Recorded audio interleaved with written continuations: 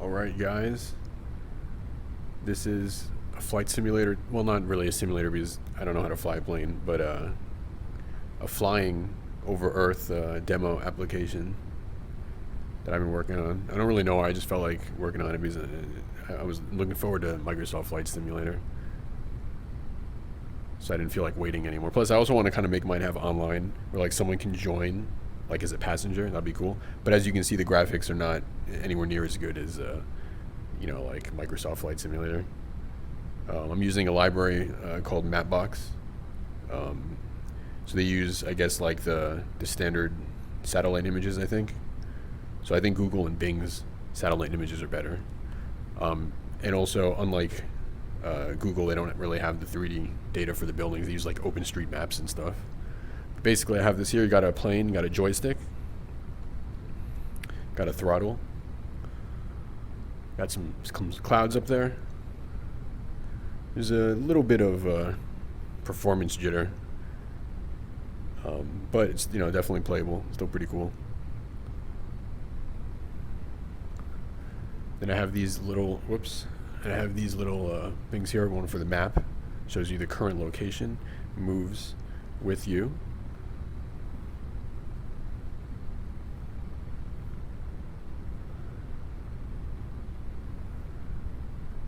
And then also you can spawn at various airports. I don't know, this might be missing some, but I downloaded a list of airports off the internet and just put them in here. Basically, I think there's like 4,000 airports. So let's go ahead and let's try to fly to Mount Fuji.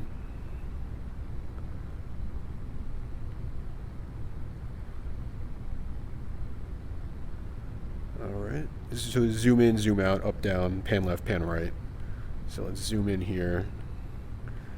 So we can see Mount Fuji's right over there.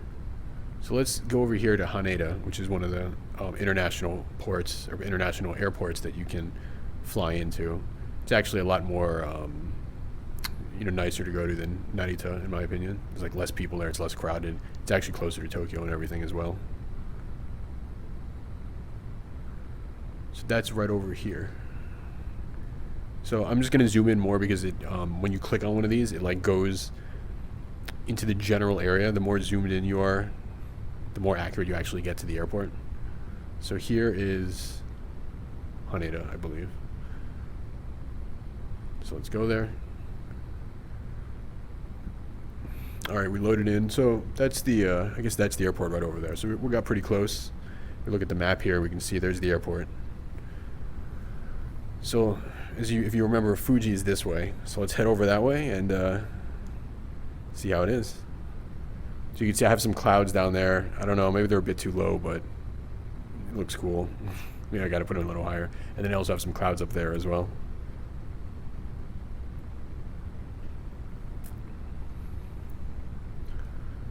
Yeah, so you can see it's like one of these small planes. I don't really know what it's called. The only one I know the name of is like the Cessna.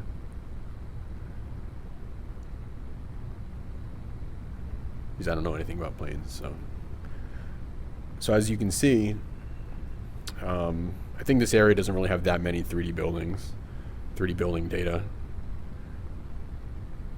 I think the Japan area also uses a combination of OpenStreetMaps and some other proprietary service. So yeah, you can see a couple 3D buildings here and there. When you get to the more central part of Tokyo, like most of the stuff's 3D. Texture-wise, the roof of the buildings is the satellite texture, and this was just the setting in Mapbox that you can do. And then the sides of the buildings are like this generic building material that Mapbox came with. I could replace those with something that looks nicer, but I haven't done that, so.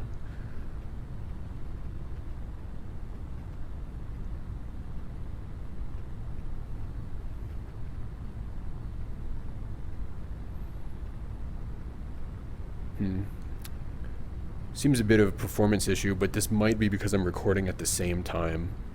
Because normally it's not this jittery. Normally it's just slightly jittery. Yeah, I even hear the audio getting kind of weird.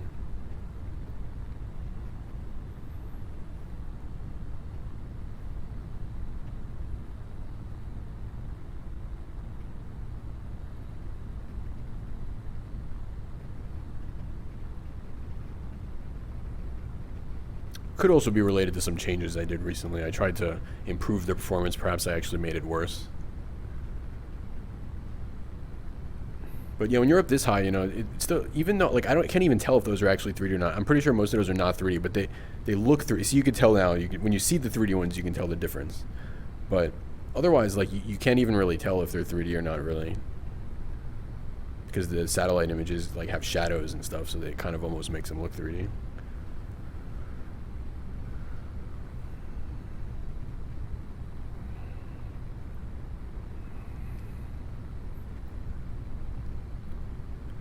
So the control system here, I just kind of tried to make like No Man's Sky, like a simple system.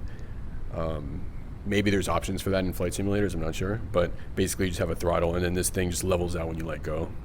And then when you move it to the right, it doesn't like just roll or yaw or whatever it's called, but it also like actually turns to the right kind of. So like kind of like banks right. And then left, you know, banks left. Alright, so it looks like we got out of the bad performance area, so it's a little better now.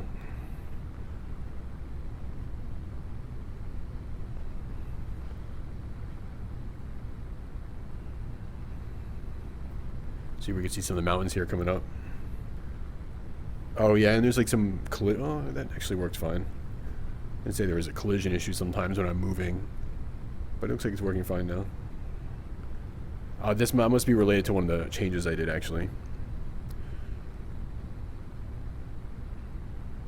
I moved one of the, so basically another thing to mention is that in these games that have infinite worlds, the Unity coordinate system gets weird, like crappier, I guess. It gets jittery or something. I don't know if it only affects physics, but it becomes, it gives you like a message when you get high float values for the position. And although the message doesn't appear until you get 100,000, I've heard people say that after 5,000 it starts getting weird. So basically, I'm using what people are calling the floating origin. What's actually happening is I'm staying in the center of the map and everything is moving around me. So that way, the player is always at a low coordinate, I mean, almost 0, 0, 0. Well, not 0. Well, the Y coordinate I'm not doing it to, but you can see some of the, see that low texture thing over there? So what it is, what I'm also doing, hold on, let's look here. Yeah, so we still got quite a while to go. This is the area where there's like a lot of caves and stuff. There's like, I think somewhere up here there's like Nipada Cave and, or maybe that's like, I don't know where it is, somewhere around here. But this place looks pretty nice actually. Oh yeah, what was I saying? So basically what I'm doing here is Mapbox has the ability to render at different zoom levels in terms of both data and just the texture quality and stuff. And the immediate area around my plane, like mostly from where I am right now, you can see this is all like a high quality zoom level. But then the further back, I'm actually doing, I'm going through a cloud. I'm actually doing lower quality zoom level. And so that little low texture thing from before was actually the low zoom thing, which I'm rendering like below the high quality one, but for some reason they don't sync up sometimes. And if the low quality one has a higher like mountain or a higher elevation in the terrain, it'll come up through the high quality one. So you can see probably like, you can kind of see where it switches, but otherwise it's not really noticeable. I could probably set the elevation of the low quality one even lower. I don't think it's even noticeable really.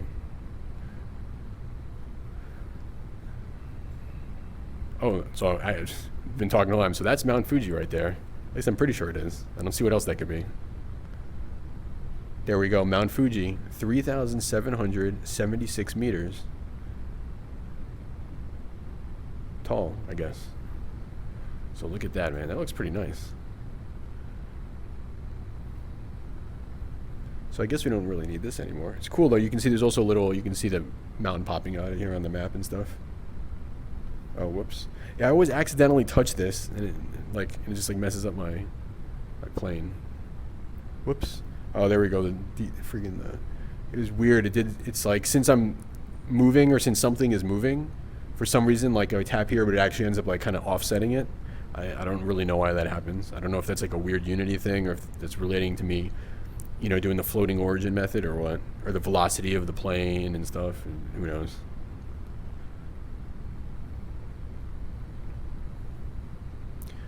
These clouds look pretty decent. You know, I was hoping for like a volumetric. This almost looks like it's volumetric. It's actually not volumetric. These clouds are actually on a plane, believe it or not. They just seem to be volumetric because I believe their shader draws them as volumetric, but on a plane. But you can't really tell, like, unless you're looking at it from the side, which you can't really do. So here we are, Mount Fuji. I don't really know how accurately this world scales to the plane. I tried to make it pretty accurate, but I don't actually know how accurate it is.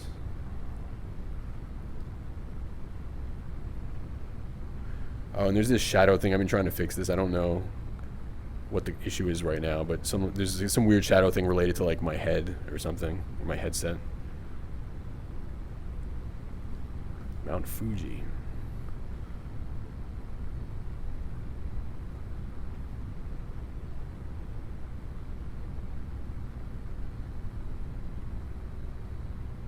There it is, Mount Fuji. Let's see if I land. How's the size?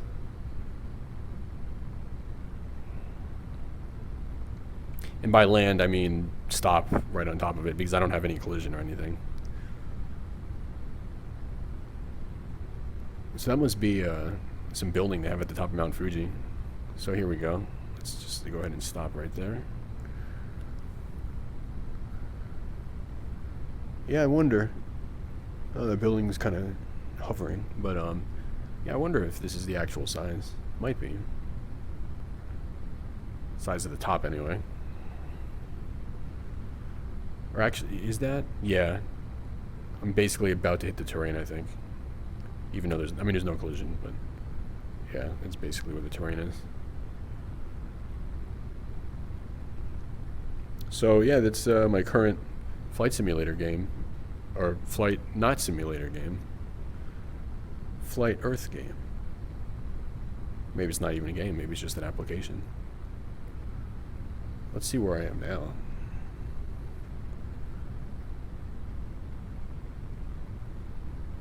Oh, the elevation is going over the guy. Maybe I should just make this flat then. I thought the elevation was cool though. Or I can make the guy like a little higher, I guess. I mean, this is Mount Fuji. It's probably one of the highest. I don't know where it ranks, but it's definitely a very high mountain compared to other parts of the world. So.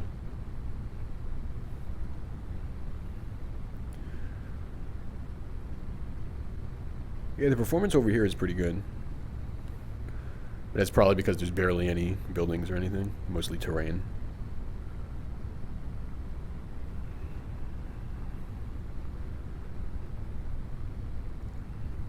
Alright, well, yeah, that was my demo. I just wanted to show you guys this. Let me know if you have any questions or any comments.